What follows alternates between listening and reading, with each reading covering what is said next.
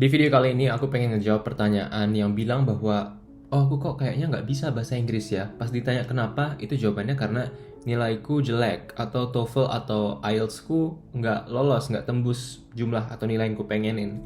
Nah di video kali ini aku pengen yakinin bahwa sebenarnya itu bukan indikator bahasa Inggrismu. Jadi sebenarnya bisa jadi kamu jauh lebih capable dalam bahasa Inggris daripada yang kamu kira.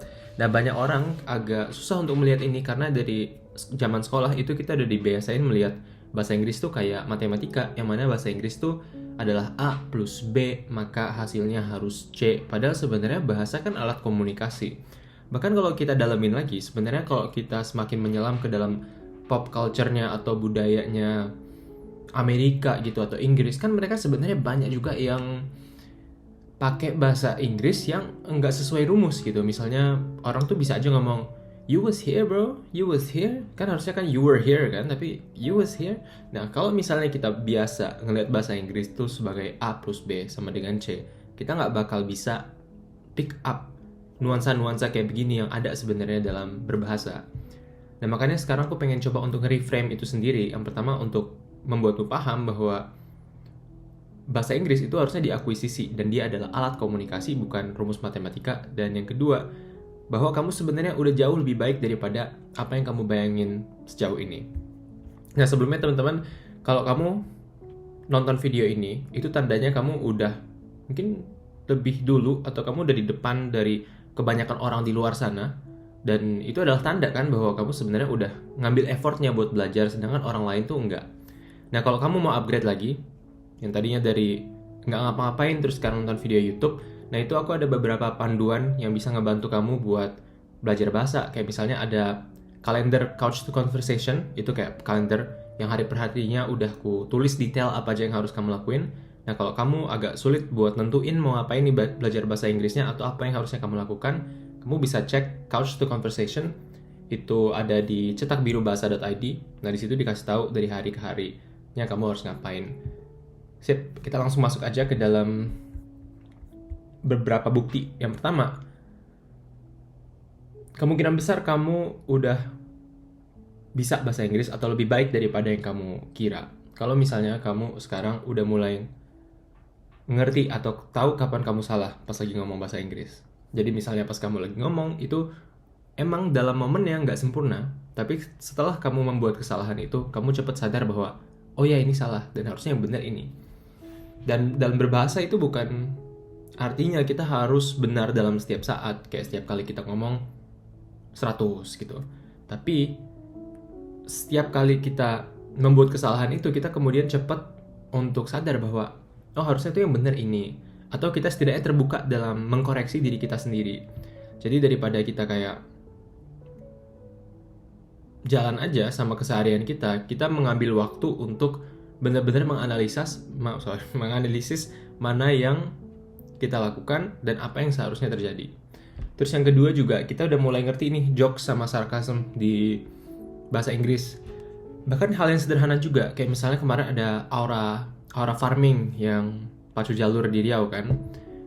Kalau kita udah mulai ngerti nih konteks-konteks jokesnya, dan kita udah mulai ketarik sama budaya-budaya atau lelucon-lelucon orang yang ngomong bahasa Inggris, kemungkinan besar kita juga udah lebih baik daripada apa yang kita kira.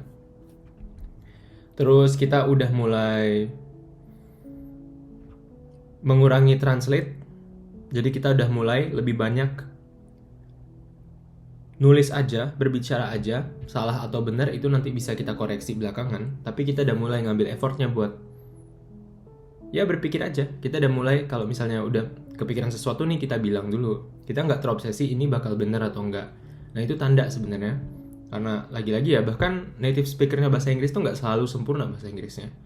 Dan mungkin ya, kalau kita lakukan eksperimen, bisa jadi tuh orang Indonesia yang ngambil tes TOEFL atau tes IELTS itu bakal jadi jauh lebih tinggi gitu nilainya daripada banyak orang Inggris. Mungkin nggak jauh lebih tinggi sih, tapi bisa jadi lebih tinggi daripada banyak orang Inggris atau yang bahasa ibunya bahasa Inggris.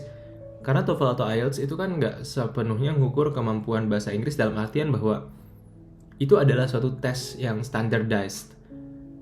Jadi karena dia adalah suatu tes, bisa jadi yang mempengaruhi nilai seseorang tuh bukan bahasa Inggrisnya doang, melainkan bahasa Inggris yang diminta spesifik untuk bentuk tes itu. Misalnya kosakata TOEFL sama kosakata yang dites di IELTS itu kan beda-beda ya. Terus juga itu mengetes kemampuan orang untuk menjawab soal dalam tekanan. Nah, kemarin tuh ada yang komen di salah satu videoku katanya, "Duh, aku kayaknya nggak progres-progres nih bahasa Inggrisnya." Pas ditanya kenapa, itu karena udah 2 kali ikut tes TOEFL atau IELTS, tapi nggak dapet nilai yang ku mau. Nah itu dia, makanya kadang bisa jadi itu bukan karena kemampuan bahasa Inggris kita, tapi gara-gara ya kemampuan kita bekerja dalam constraint waktu. Jadi kayak misalnya di TOEFL itu aja waktu aku tes, I think I'm completely fluent in English by the way. Aku rasa aku cukup fluent dalam bahasa Inggris ya fasih. Tapi pas tes nilaiku nggak tinggi-tinggi banget, tinggi tapi kayak yang pas-pasan gitu, bukan tinggi yang wow luar biasa skor sempurna gitu.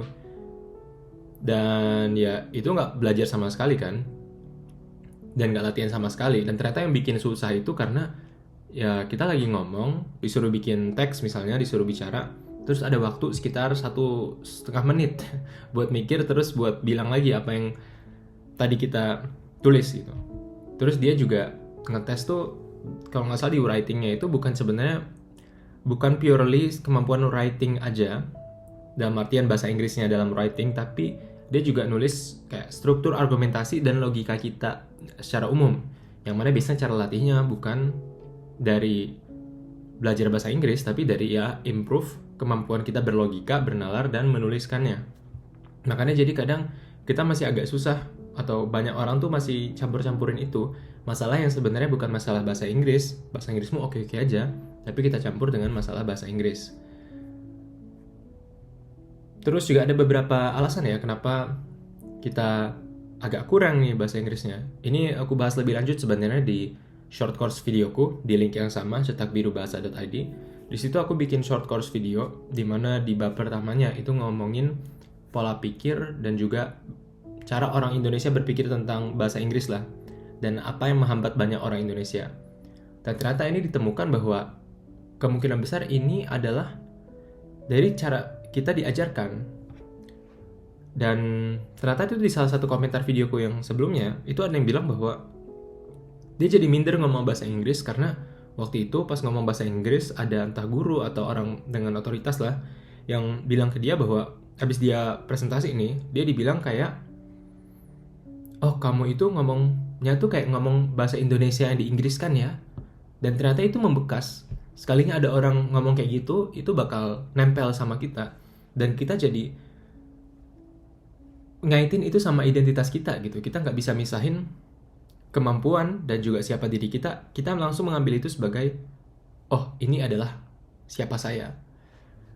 Jadi makanya nggak bisa kita, aku paling males sama yang terlalu menilai bahasa Inggris gitu, kayak harus sempurna baru bisa ngomong, atau harus bener banget baru bisa ngomong gitu. Dan ya masalahnya juga dulu pas lomba-lomba bahasa Inggris tuh zaman sekolah ya, banyak banget biasanya orang yang dipilih buat lomba itu bukan karena kemampuan bahasa Inggris, tapi gara-gara logat bahasa Inggris. Jadi walaupun bahasa Inggrisnya nggak sempurna, tapi selama ada logat-logatnya, nah itu dipilih biasanya. Dan aku tahu ya beberapa orang yang jadi down karena ini. Cuma masalahnya tuh sebenarnya aksen itu kan sangat-sangat unik ya. Dan kalaupun nggak ada kayak misalnya satu standar aksen dalam bahasa Inggris tuh nggak ada aksen yang standar gitu. Orang-orang semuanya punya aksennya sendiri. Bahkan kalau kita ke Amerika pun aksennya New York sama aksennya LA sama aksennya kayak di Midwest gitu beda-beda kan. Kalau kita ke Inggris tuh, Inggris yang utara, Inggris yang London, itu bakal beda aksennya. Ke Australia juga gitu. Tapi mereka semua masih benar. Dan kadang malah kita pas dengan orang Prancis atau orang Spanyol ngomong dengan logat Spanyol mereka atau logat Prancis mereka, itu kita malah nganggap mereka keren. Tapi pas orang Indonesia yang ngomong, kita nganggapnya, oh dia nggak bisa bahasa Inggris nih. Nah makanya kita harus agak reframe juga soal ini ya. Jadi kadang kita nggak bisa, atau agak susah untuk sepenuhnya terdengar seperti Harry Potter pas lagi ngomong. Tapi itu bukan pertanda bahwa bahasa Inggris kita nggak progres. Itulah dia kurang lebih teman-teman ya beberapa alasan kenapa sebenarnya bahasa Inggrismu tuh udah jauh lebih baik daripada apa yang kamu kira. Dan juga kenapa Mungkin kamu berpikir agak down tentang bahasa Inggrismu karena ya kita ada beberapa hal yang dinilai salah nih. Yang pertama, kita diajarin gimana caranya ngelihat bahasa Inggris sebagai rumus matematika. Dan yang kedua, kita juga sering ngebudayain kayak ya bikin orang minder lah, atau ngetawain atau ngekritik hal yang seharusnya nggak dikritik. Kayak bahasa Indonesia yang di Inggris kan tuh maksudnya gimana gitu. Atau aksen yang nggak sempurna ya, semua orang bakal punya aksennya. Yang penting kan kalau pronunciation tuh asalkan dia natural aja dan orang bakal paham. Tapi gimana kalau menurutmu sejauh ini kamu ngerasa paling progres di mana di bahasa Inggris? Dan apakah kamu butuh progres lebih lanjut lagi?